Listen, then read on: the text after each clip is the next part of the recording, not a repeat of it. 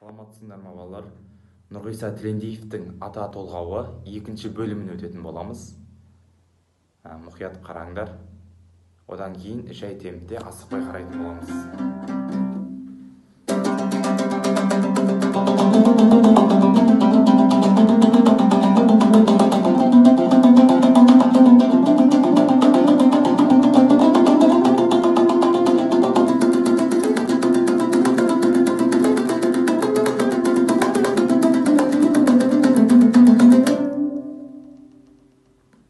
Енді жай темпте асықпай, оң қолдың қағысы, яғни төмен жоғары, алма кезек қағыс.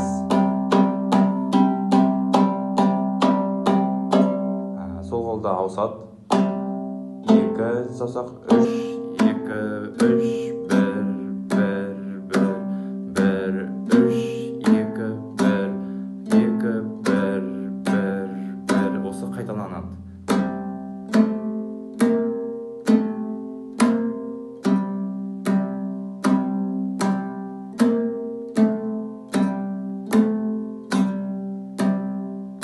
Әрі қарай екінші саусақ 1, 4 рет қайталаймыз.